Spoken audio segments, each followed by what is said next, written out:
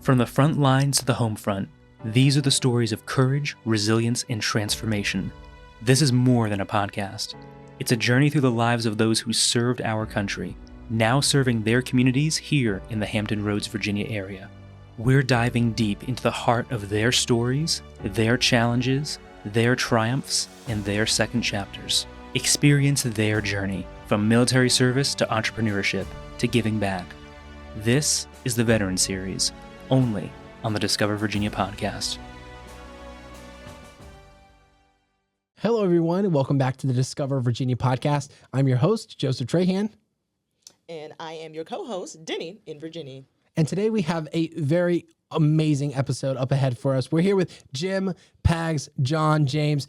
Jim is going to be his go-to name today, but you can really call him whatever you want. Is that the case, Jim? Yeah, I mean, Jim or James is fine. Yeah. Growing up, it was always Jimmy, but that kind of goes away when you get a little older. But. Sure. Well, Jim, as you already know by the name changes, very humble man, Navy SEAL, and also community business owner with Orcus Group.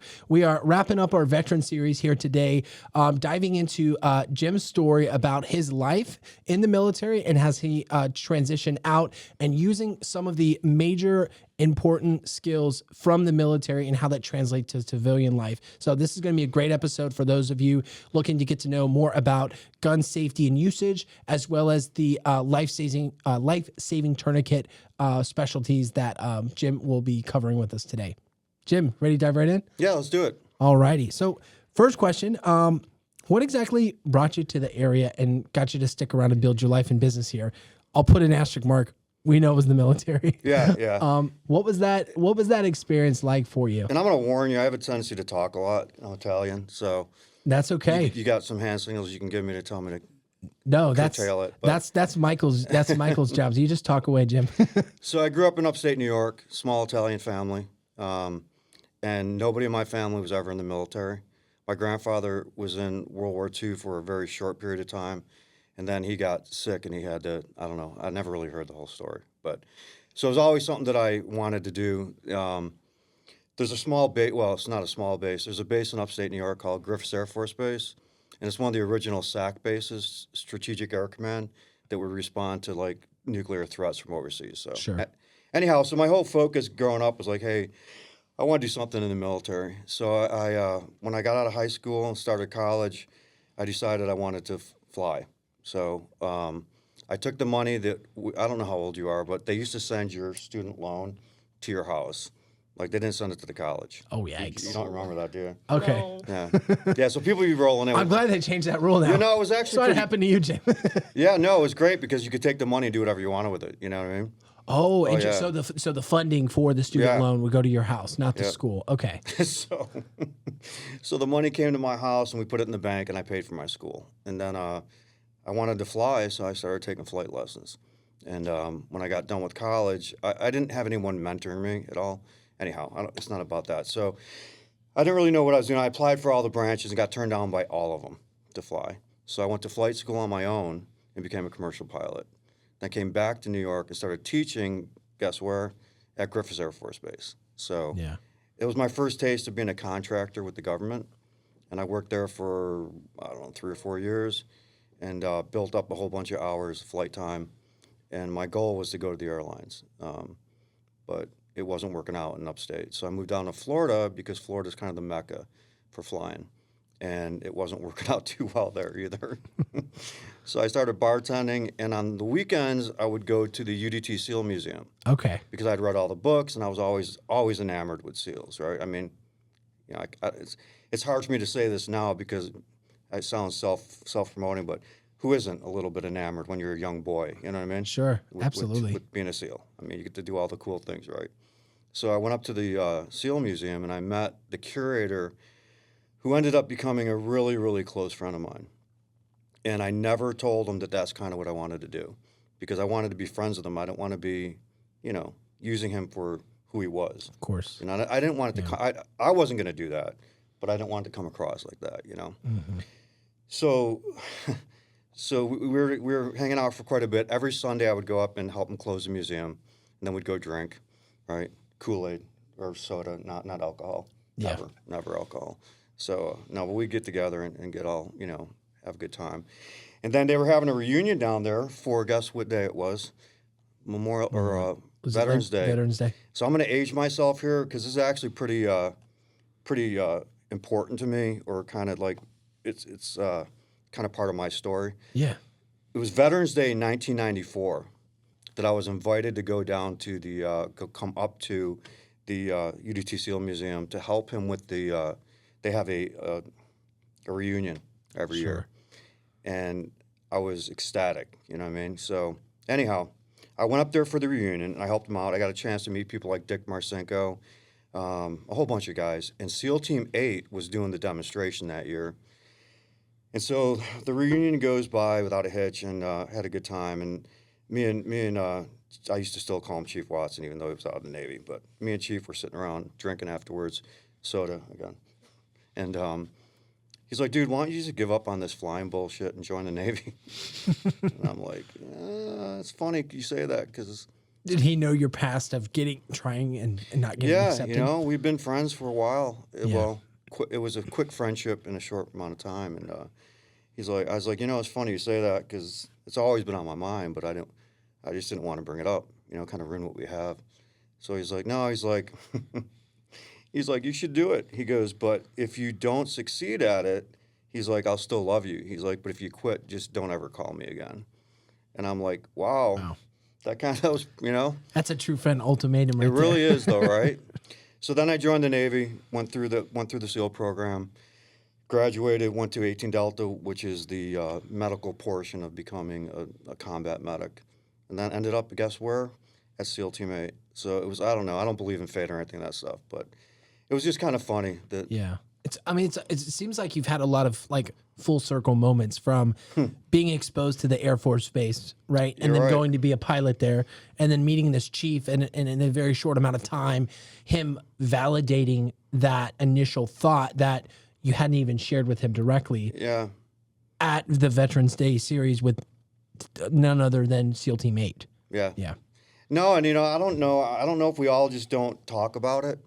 But as we get older, we have a lot of those moments. And as much as my Catholic mother wants me to go back to being a believer, sure, and I refuse to, but there is some of those moments where you're like, man, it's just weird how things work out. I have plenty more stories like that, but I won't bore you with it. But no, not a bore at all, not a bore at all. So when it comes to the different variety of activities you've seen from on land and air throughout your career, what are some of those moments that stand out to you as being really career defining? Because I can imagine that throughout, something as rigorous as flight training, right? When the military said no, you still pursuing your pilot's license to going and traveling about throughout your time in the CIA as well. Am I allowed to say that? No, yeah, you are. I'm out now. Okay. Yeah. Too late. Yeah, sorry. No, don't. This may be my last episode. No, like I told you, nothing's as cool. Like we said before we filmed, nothing's as cool as you think it is. But yeah, I'm out now. So what's a career defining moment for you that really stood out as being like, hey, this is who I am. This is who Jim is. That's a really tough one, right? Because even though I don't really think I've done a lot, I have done a lot, But it's funny.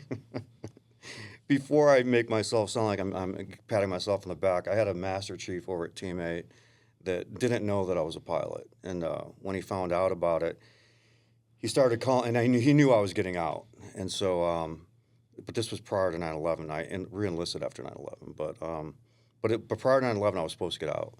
And he knew that. And he came up to me, and he's like, dude, and I'm going to swear you guys can edit. He's That's like, okay, yeah. He's like, you're just a tumbleweed. I'm like, what do you mean? He's like, you just... And that, it kind of put things in a little bit of perspective, like, have I been doing all these things because I'm searching for something, or have I been doing all these things because I don't know what I want, Yeah. But I would have to say that he was wrong. I was doing it because I was going after what I wanted at the moment, But a defining moment that you want that one. Or one that stands out, maybe in recent memory, yeah. Yeah, well, I can tell you about the time that I thought that I would spend the rest of my life in the SEAL teams. Sure. Because it was that important. We were out in Fallon, Nevada, doing CSAR training, practicing with if pilots were to go down, there's search and rescue. Right. And our point man got sick, or something happened to him, and I was the rear security. So they said, hey, rear security and point men are kind of similar in a way. So they're like, all right, well, so-and-so's not here today or sick today, whatever it was. So you're going to go ahead and be the point man. And we go out in this exercise. We're doing a search and rescue for a pilot.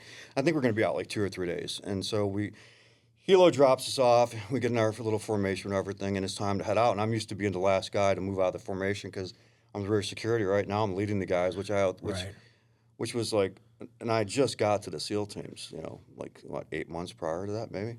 So I was really new. And anyhow, so we're heading up the side of this mountain, and the sun is already down, but there's a good moon out. And I had to rally the guys up to like check something, whatever. And I remember I could see the shadow of all of us, and I looked off into the distance, and I'm like, I don't ever want to do anything else. Like, I'm getting a little emotional just thinking about it right now. Yeah. It was just a very poignant, it's like, because I wasn't in the Navy that long at that point. I was chasing all these other dreams. Went to college, became a pilot, I didn't just become a pilot, I became a commercial pilot, flight instructor, right? I was doing good at it. So my career was already being forged. And it just didn't work out, And then at that moment, I'm like, I'm never going to leave. It was that emotional, And then it went on from there. We finished that, whatever. And and that was I think about that a lot. And it haunts me a little bit, because I did get out. But things change. Life changes, right? It's interesting, too, because we look at a lot of the way life should be, right? Whether that's through the lens of religion or through the lens of a military commander telling you this is how the mission is going to go. It normally doesn't, right? But we like to try and keep it as up to plan as possible. But life is not like that, right? It's very fluid. It's I like that tumbleweed analogy. I mean, obviously it was probably not positive in that perspective, but to him it probably was. Yeah. But just like understanding that, like, life does have that ebb and flow, right? And maybe in that moment too, that was exactly where you were supposed to be. Right. Regardless of if it's meant to be or not. Right? Yeah. That's where you were meant to be. So. And I think that this, like, our parents and their parents before them, life was a lot different, Very, very different. I came from immigrants, and my grandparents, my great-grandparents, they didn't really have a choice. They had to survive, Yeah. And then their kids, they're one step above that, but they get that 9 to 5, and just the thought of having a job for 30 years and a pension and medical, that's a gift, right? Compared to what they had before it. But I think that it just changes every generation, and it's like, then I don't want to be part of the grind, I want to forge my own path or whatnot. And that's fine too. But it's only opportunity based. If it wasn't for our grandparents and our parents and laying that groundwork for us, like, we wouldn't be able to, we'd have to take that 9 to 5 and do the grind. Well, there's nothing wrong with having a grind, right? If you're taking care of your family, right, that's a good grind, right? Right? Absolutely. So as you began this journey into the SEALs, it made it clear from your story that is what you felt like you needed to do and pursue. But that shifted for you. That changed because you did end up transitioning out of the military. Can you walk us through what events led up to that, and what initially maybe was the main deciding factor, or the series of factors that prompted the transition out? Yeah, so everything was going good. Before 9/11, there wasn't a goal as far as we're going to train hard and then go execute this mission, because there wasn't, which, by the way, is a good thing, right? War sucks. It always sucks. There's times of peace and times of war. Let's have peace forever if we could, right? Right. But if we can't have peace, then there's guys like myself that want to be there, right? Like, want to go forward and take care of that, and we have no problem doing that. I don't want to make it sound like guys are warmongers, because they're not. They're the exact opposite. But sure. But they're going to show up on game day. Well, they have to be mentally prepared for that mindset, right? Because that is a different mindset that you have to adopt in order to survive and take victory, right? And we take take pride in wanting to be the guys on the Of front course. line. You know what I mean? Absolutely. But there was nothing really that big going on. So we all knew that, and we all just admired all the Vietnam guys. You know, Right. I still do, by the way. But there wasn't, we just knew that our career was going to be training, deploying to the Europe or different places around the world, and probably just doing training exercises. And that it is what it is, right? And so then Yugoslavia kicked off, and what was already going on during the 90s, but we had a small hand in that. I spent a lot of time in Kosovo and Bosnia and all over Yugoslavia, which is beautiful, by the way. Like Croatia is just absolutely gorgeous, Slovenia. But Crystal clear waters, I hear. it's gorgeous. You talk about one of those moments that stick in your head. I was sitting in the. Can I call out some of my friends? Absolutely. Shout out all the way. He's not here anymore. He moved back to New Jersey. But Kyle Kroberger, one of my best friends in the SEAL teams, we were dive buddies together. We roomed together. His wife got mad at me one time. I was having a party at the house, and she came up to me like really pissed off, and she's like, and this is before everyone had their cell phones with their pictures, right? He's like, my husband's got a picture of you next to his fucking bed and doesn't have a picture of me. I'm like, well, he sees you every night. She's like, he sees you every day too. Like, I don't know what to tell you, darling. You know what I mean? But we were sitting in the door of a Black Hawk flying back to wherever, and the clouds were just kind of breaking up. It was early in the morning or late at night. I can't remember. And we're flying over castles. You know what I mean? Wow. Like real castles, not Disney World castles, right? Right. And him and I got our feet hanging out the doors, and I'm just like, this is pretty freaking cool. You know what I mean? Yeah. But yeah, so Kyle, I love you, bro. Haven't seen you in a while. So, when was your last day in the Navy SEALs? Oh, so that's where we were. That's where we were. You want me to keep on that subject? Yeah, if we could transition from last day to CIA. I got so many funny stories, bro. We should do this more. Yeah, absolutely. Well, this is to start to something great. Hopefully, I out-talked my shrinks when my last CIA mental health, whatever you call. Yeah, they're like, you can leave. I'm like, no, I got more stories for you. And you can always share. Yeah. What are the stories? No. So I'll tell you about the SEAL shit. So then 9/11 happened. I was supposed to get out of the Navy. And I shattered my ankle in April of 2001. And so I was supposed to leave the Navy in April 2001. Here we go back again, right? Things floating back around, kind of coming full circle. So I had to, it was months of rehabilitation and surgeries and whatnot. And then in August, my chief came up to me and he said, hey, we got you scheduled for your medical board in September. So once we get that squared away, then you can leave. And I'm like, oh, okay. And then 9/11 happened. Yeah. So I got my medical board to see that I was fit for full duty, and then I re-enlisted. So, and that was our Vietnam. That was our Pearl Harbor, World War II, World War I. You know what I mean? That was our call. And I remember watching Bush, like the State of the Union address, maybe September 12th or 13th. I can't remember, which is my birthday, right? So, and I remember thinking like, this is why I'm here. Yeah. Unfortunately, that's not why I was there, because we didn't do much of anything. And a lot of SEALs won't say that because remember before we started, I said that everyone wants you to buy into the bullshit, right? I love SEALs. I love my brothers, but I am extremely, at that point in my life and to this day, I'm extremely bitter about the command structure. You know what I mean? So 9/11 happened, and I jumped into a platoon that October, and we were deploying that following November. So I was going to be leaving the country in November 2002. Yeah. And we all knew that Iraq was on the table. You know, I mean, I think Bush knew that before he even went for his re-election. Right. And it's funny how much more I know about that after the time I spent with the government afterwards. But so anyhow, another story. But so we deployed November of 2002, and we headed over, and I was the intel rep at the time, and the intel folks kept telling me about how Iraq was more than likely going to happen. Sure.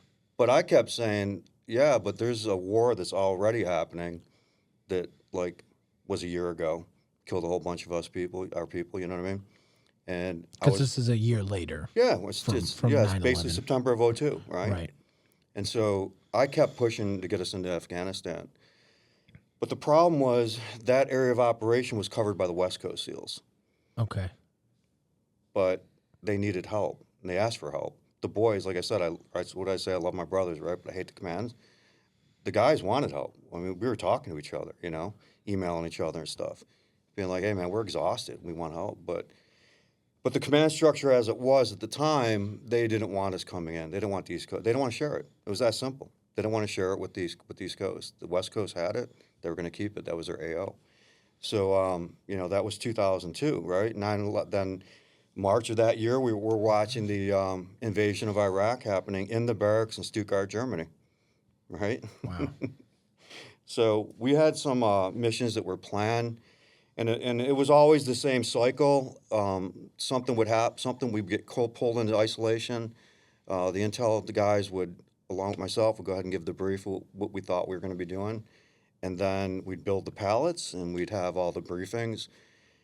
And then we'd wait, and then we'd break the pallets down. And that mission didn't happen, So when I got back from that deployment, it was, I don't know, sometime in 03 at that point. I'm like, I'm getting out. I can't do this anymore. Yeah. And so my last, when you check out of a command, the last person you go see is your CO. And I knew the CO. We were friends. I don't know if the regular places are like this in the Navy, but in the SEAL teams, the CO will come hang out with you and stuff. You know what I mean? Sure. I mean, shit, that SEAL that just died a couple of years ago at SEAL Team 8 was fast roping with the boys. You know what I mean? Right. I don't know if that happens in the regular Navy or not, but in the teams, they're just team guys. Right. But I went in to go see the CO, and we were talking. He's like, all right, so what do I have to do to get you to stay? I'm like, it's too late. I'm like, you guys missed the point on this. I said, you have a building full of guys that will do absolutely anything whenever you want them to do it at a second's notice. And they'll do it for kind of a little bit of money. We don't make that. It's not horrible, but we don't make great money, right? Sure. I said, and they'll do it for that, and they'll do it for the rest of their lives if you just give them work. Yeah. I said, but you didn't. I said, there's 2 wars going on. You know what I mean? I just got back from Germany, built a bunch of pallets and broke them down. And he looked at me and he said, and he didn't say it, but he said it. He understood. He knew. Yeah. And that was the end of that. And so I got out of the Navy, and people will ask me a lot of times if I made the right call, because they know that my heart really was in it. I love the guys. Sure. I love the job. I love the guys. Yeah. And then the only answer I really have for them is that I spent 10 years in the Navy and didn't go in country. I was out of the Navy for 2 weeks, and on September 13th, 2004, I deployed to Afghanistan. So, yeah, I made the right call. And it wasn't the same job, but I got in country, you know what I mean? Sure. So was I going to spend another 10 years in the Navy waiting to get somewhere and spend it in Guam or Germany or whatever, right? Sure. So at least the agency got me where I wanted to go. And just to clarify, Stuttgart is more of a neutral territory, right? That's more administrative Yeah, work. it's Germany. Yeah. And when you say in country, you're referring to more specifically combat zones. Yeah, I apologize. No, that's okay. Yeah. Just for clarification yep. here. So you did end up transitioning to go in country towards combat, correct? with the agency. Within the agency. With the CIA, yeah. Which we're forever grateful. Yeah. Because they got me where I wanted to be. Before we get into the CIA part, because I'd love to obviously hear about that, I want to take a step back too, because you did mention something about leadership. Now, on a more broader note, right? Because I wasn't there, and nobody else to testify or to corroborate with, but just in general, what makes a good leader for you? What does it mean to be a good leader? I don't. A lot of times things sound really good in my head. So Yeah. We'll see if it sounds good to you guys. A leader that's not afraid to have his leadership taken away. All right? I've always said that. A guy that's doing the right things because he's not worried about the next pay grade, not worried about going to the Pentagon. You get guys that they're officers, and then they become an admiral, and next you know they're in the Pentagon, and next you know they're in politics. And it's really just a political position when you start getting that high up, Same thing with the agency. Sure. Right? You get GS-15, and then we start going into the ranks above GS-15, which there is. A lot of people don't know. But those are like admiralship ranks, right? And then you become so job scared and so career scared at that point.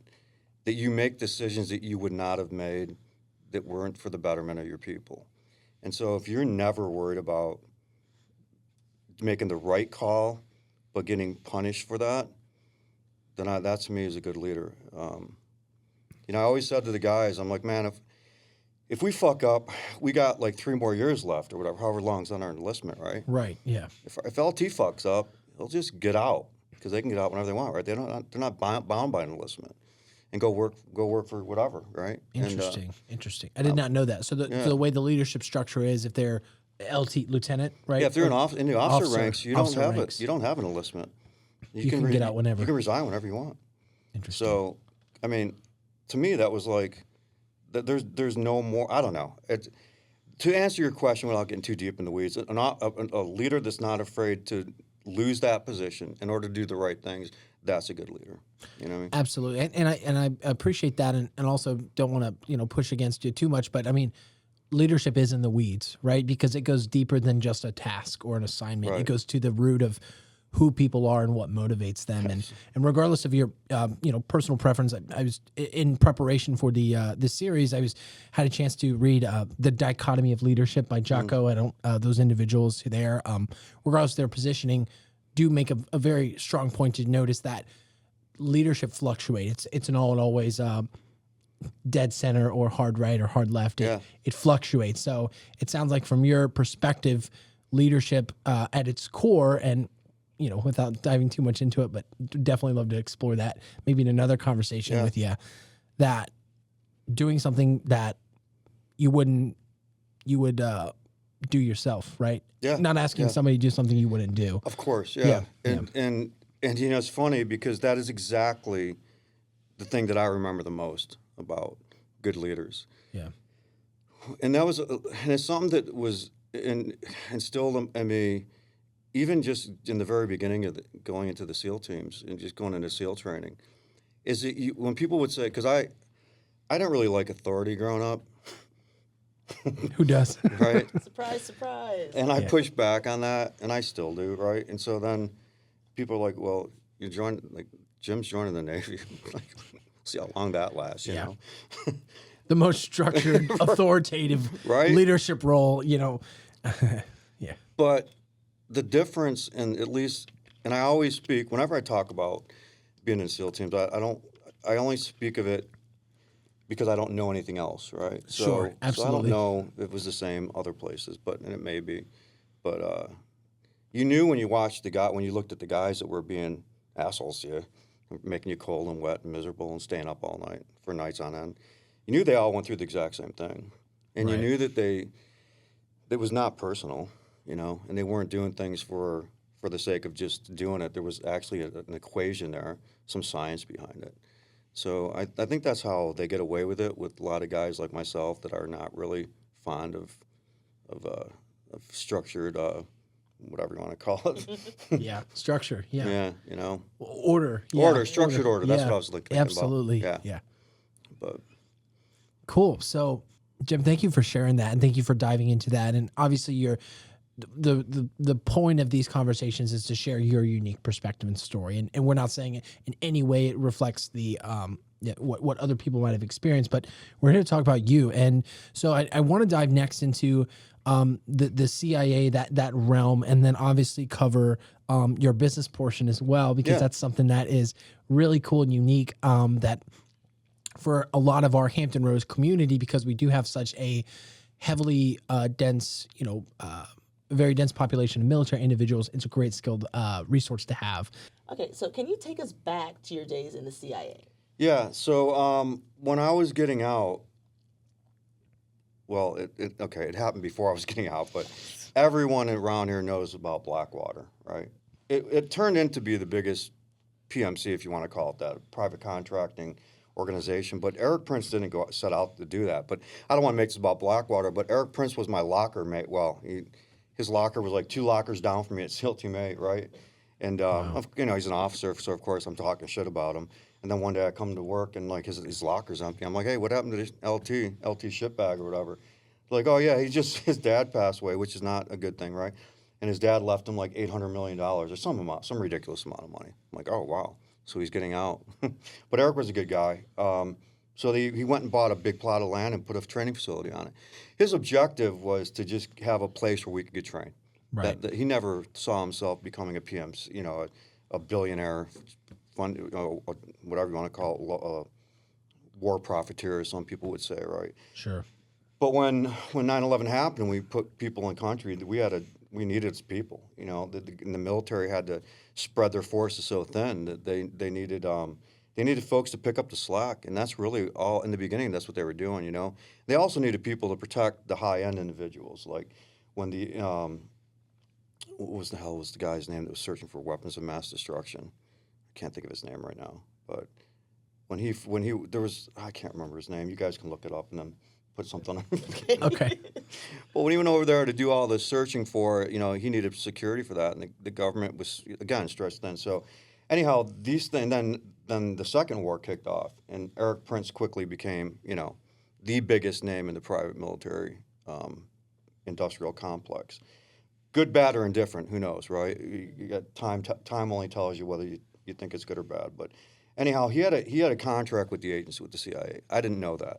I just knew that guys were going overseas and they were doing work, and they were in the places that I wanted to go. So a buddy of mine called me up and he's like, "Hey man, when you go down to Blackwater," this is a funny story.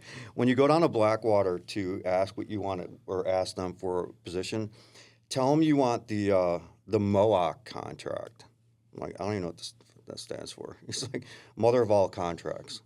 And I'm like, okay. I'm like, I have no idea what you're talking about. Yeah. He's like, don't worry, they'll know. And one of the guy that was the program manager was a former team guy from Team A, and I knew him. We worked together. And so I walk into his office, and I'm like, and he says, all right, hey, I got some paperwork for you.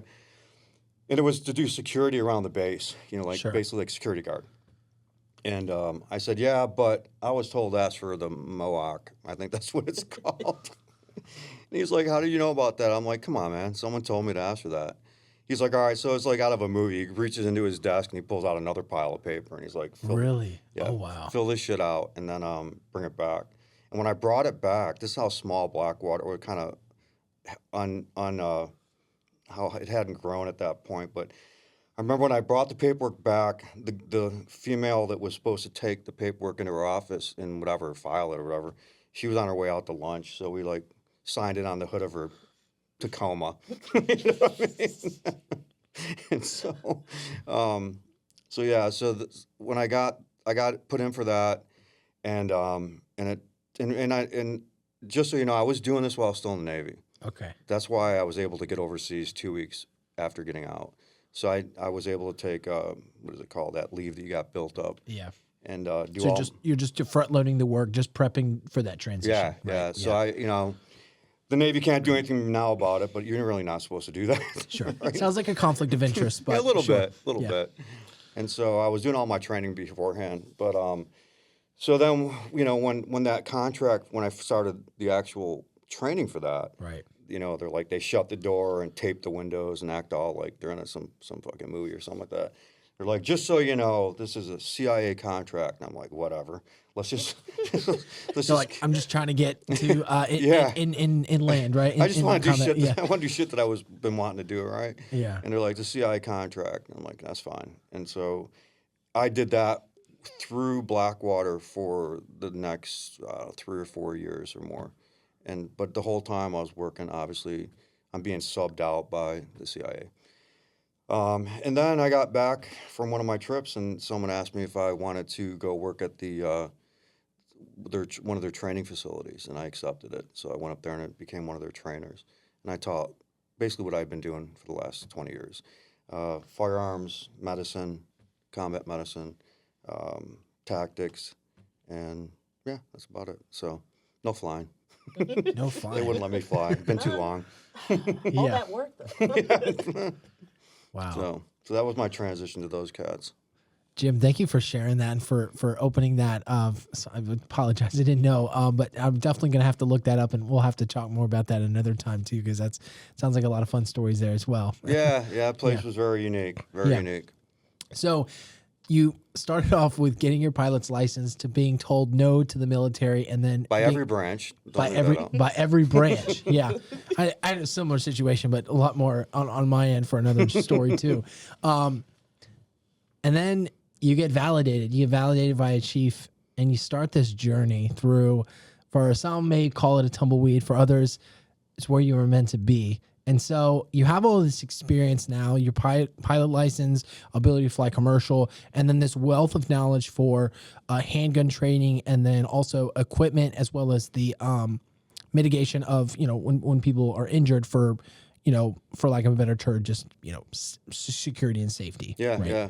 Can you tell us about how this experience and all of it culminated to, okay, I should probably, or I could, in a lot of ways, do this in the private sector, and how Orcus Group came about because of it? Yeah, so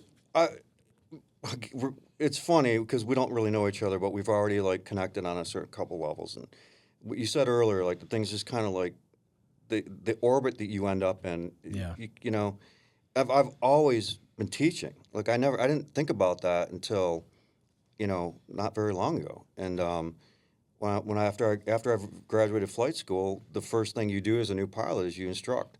So I was Yeah. teaching then, and so and then I joined the Navy and went through that, and then I end up with the agency. And I'm teaching again, Yeah. and so That 8 months in, and they're like, "Hey, this guy's sick. Take point." Right? yeah. But then and then I take the job with with their training facility, and I'm teaching once again.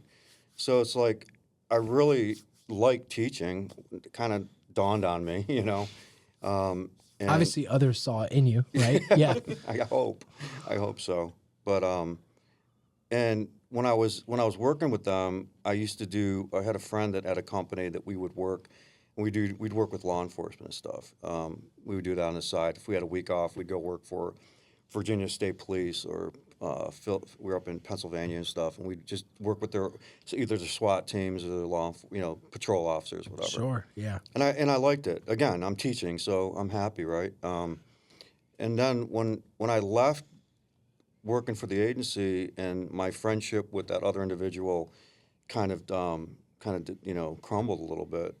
One of the reasons that we weren't seeing eye to eye on the business side of it was I wanted to teach civilians, and he didn't want to.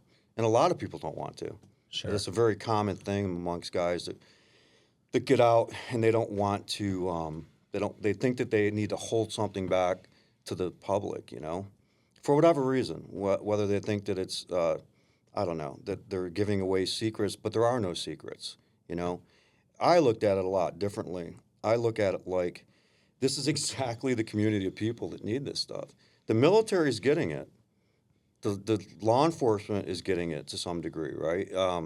The agency is getting it. We taught TCCC at the agency. That's Tactical Combat Casualty Care, which, by the way, is a guy you should have on your show, by the way. Frank Butler is the guy that came up with Tactical Combat Casualty Care, Interesting. right? Absolutely. SEAL, he turned into it. He went from being a SEAL, stayed being a SEAL, then became a doctor. Then he basically revamped all of emergency medicine in the military. Prior to 9/11, which, if that's not a coincidence, right? Yeah. But yeah, so they all get that. If the military is doing it and it's working, government agencies are going to do it. And if the government agencies are going to do it, then law enforcement shortly thereafter will do it. Right. But who doesn't do it is civilians. Right. And there's no secret to anything we're doing. And so that's why I was really focused on the civilian world. The other thing too is that I'm a huge supporter of the Second Amendment, right? Absolutely. And It's I'm there for a reason, right? Yeah, sure. but I'm not gonna lie. Just like there's people that probably shouldn't talk, although unlike people in the Senate that want to tell us we can't, right, or whatever side you're on, it doesn't matter, right? Yeah. There's whatever, but I'm certain there's people that I wish wouldn't talk, but they have a right to, right? Right. And I'm saying that like half jokingly, right? But Sure. there's people that I see that probably shouldn't own guns, but it's their right. So you know what I mean? If we're gonna do something, and is there a possibility that the way we act with that firearm, or our accountability with that firearm, are we a good steward of that Second Amendment, of our right? Or are we gonna be so haphazard about it and so like nonchalant about it that at some point people decide they want to take it away, right? Sure. So, these are exactly the people that need it. Same thing with the medicine too. So if somebody gets injured, if your loved one gets injured, it's going to take 15 minutes for an ambulance to get there. Something as simple as just knowing how to recognize and handling a severe bleed could save that person's life. It's funny. I was in the shower and my neighbor called me. This was a couple years ago, and I get out of the shower, and of course our phones are always with us, right? So I look at my phone, and it's my neighbor, and she's like, "Hey, Gary fell in the backyard, hit his arm on a fence post, one of those metal fence posts. Oh, wow. Can you come look at it?" And this was like, I don't know, I take long showers, right? So it's like 10 minutes later, right? That's until the hot water runs out, right? Right. And so I see it, and I immediately call her, and she's like, "Oh, we're already at the hospital." I'm like, "Okay." I'm like, "Send me some pictures when you're done." Dude, he came within a fraction of a millimeter of his brachial artery.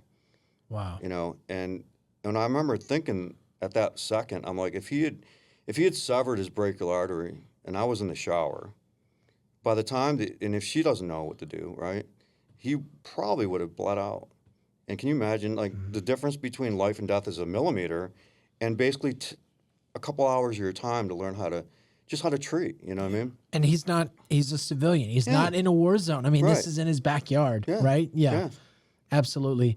It's such an essential skill, and I think it's often overlooked, especially when we look at safety. Like, well, put a Band-Aid on it, right? That's kind of the sentiment, but it goes deeper than that. It goes back to the stewardship, the responsibility, and also just knowing how to treat things and be mindful of things around you. Yeah. I know previously to this call, you had shared about the story of one of the very unfortunate shootings that happened at one of the local universities. Do you mind taking us back to that story? I know you shared specific some individuals involved that utilize those tourniquets and some that may have not. Yeah, it's kind of a sad story because in order, what's the word I'm looking for? Statistics. When you're talking about this type of thing, statistics mean lives, right? So if you say 99% of the people will be fine or whatever, well, that means 1% are going to die, right? Yeah, that's a horrible statistic, right? I mean, we're a talking percentage point is different than a story, right? Or a face. Dude, exactly. I'm going to use that, all right? Absolutely, use it away. I'll put quotation marks around it, though. No, but it's true, right? When we're talking, and it doesn't resonate until someone you care about. Then it's like, wow, that 1% really matters. Yeah. But yeah, when the UVA thing happened, I was still working training with that other organization I was talking about, and one of the guys there, his daughter was in school at the time in UVA, and so of course he's like, the whole day he's like trying to get information. Now I think she had contacted him or texted him saying she was fine, but the story started coming out later on, and because of the way they train schools in different places, businesses, whatever, how to react to an active shooter, you find a place and you harden in place. You're better off staying in a hardened area. Like if we were in this room, we're better off locking this room down and waiting, right? Because at the minute we start moving, we're going to alert people. You're better off staying here, right? We can fortify this area better than we can trying to get out of here. And human nature is to run, right? So we don't want to. And so they're in their individual classrooms, and some kids were already injured that they had brought into the classroom. Well, in separate rooms, there was a student that was bleeding to death. And in the one room, they didn't know what to do. I mean, it's a horrific scene. You're seeing liters of blood pouring out. And that doesn't resonate with people till they see it. Right. And then the other room, there happened to be a kid that was like a Boy Scout when he was a kid. And one of the first things they teach you at Boy Scouts how to put a tourniquet on. And he saved that individual's life. So, like, knowledge that seemed so irrelevant at the time makes such a difference. I mean, you're talking about, saving a child, a son, a daughter, a future parent, maybe, right? Yeah. You just basically cauterize that legacy, and it's simply for a technique that doesn't take a lot of time, and you can utilize anything, material that you have on your body. Sure. One of my very close friends, Gary Kibbe, I'm going to say your name, old man. He was a Vietnam SEAL, and he got out. So you got to. I'm not gonna call him out and see how old he is, but he's obviously in his 70s, right? Sure. But Vietnam was a while ago. yeah. But after 9/11, he re-enlisted. So, but he's probably the smartest medic I've ever met in my life. Yeah. And I always tell him, like, the day that you die, we're losing a lot of or kept knowledge that you haven't shared yet. But Gary worked for the fire department out in California when he got out, and he responded to a call, and there was an infant that was passed away, and he came into the house, and he just you just know he's looking at it, you can tell that the child has passed away, and so. Now you got to deal with you got to at least do some intervention, or the family's not going to. You know what I mean? There's certain things you do. It's perception, right, of how it's interpreted. And it's not that you're lying. It's just it helps them heal. Yeah. So anyhow, he went through some procedural thing, but he knew the child was not viable, and he said to me, and he said to the class, he's like, "How sad is it that they lost their child because they literally didn't know how to position the child." Like, it was just about positioning, because I think the child was asphyxiating or something. I don't really remember, so I don't want to tell the story right now. Sure. But the end thing was the solution to the problem was a very simple fix. And Gary's like, all they needed was a little bit of knowledge, And he's like, there's nothing more sad than that, There's certain things you can't do anything about. And those things I think we have a tendency as humans to understand that. But it's the regret on the ones you could do, Sure. So... And I know for you and the Orcus Group, transitioning to your business model that you focused on is providing the average civilian with that information at a very affordable cost, not only for gun safety and handling, but also for safety instances like that, where if there's a young infant or there's an injury, may not even be directly related to a gunshot wound, but where severe arteries are, compromised, right? Right. Jim, I really, really appreciate you sharing all this. I definitely want to preface how folks can go to learn more about you and the Orcus Group, because this is an incredible thing that you're doing. And obviously you have a wealth of knowledge that, we'd love to get to in maybe some later episodes. And definitely let us know listening down in the comment section below.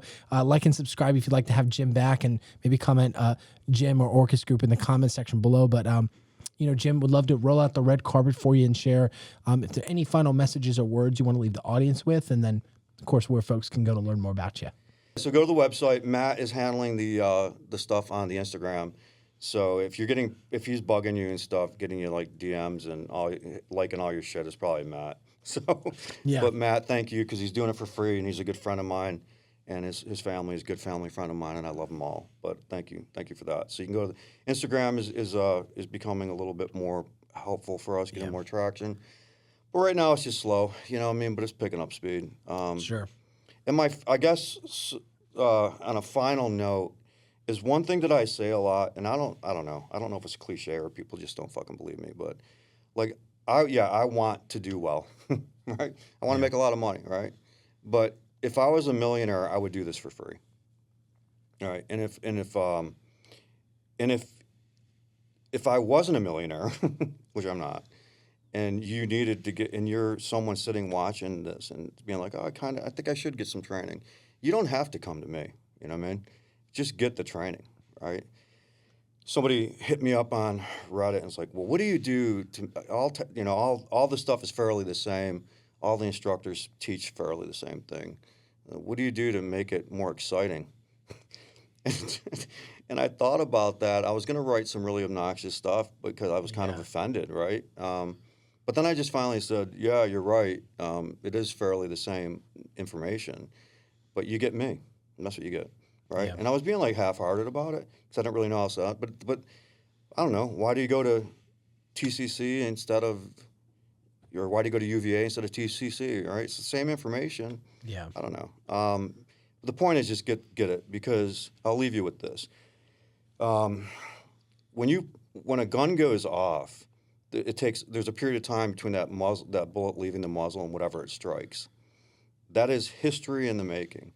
Like there's nothing you can do about it. So I love, when you go to the range and everyone's having a good time, which I do, and I joke around a lot and I have fun. But if you're not taking gun safety seriously and something happens, and that gun goes off when it wasn't supposed to. Whatever happens thereafter is pure luck. There's nothing you can do about it. So that bullet's going to hit your wife or your girlfriend or your husband or your loved one or your child, your dog, right? Anyone. Or just putting a round off in public, which is how scary is that for a lot of people, right? Yeah. That are eating dinner or whatever. I mean, people. Not everyone likes guns, and they don't have to. But so, if you're not comfortable with that weapon system, then maybe you shouldn't be carrying it. There's a bit of self what's the word? Not control, but self-discipline, right? Yeah. And self-realization. There's accountability there, especially in the right. public sector too. Of if you're going to open carry for the places that you can legally, right? You're responsible for whatever discharge may occur, intentional or not, right? Yeah. So, and that's the least problematic thing, That's the right? bare minimum. Yeah. That's the bare minimum. Yeah.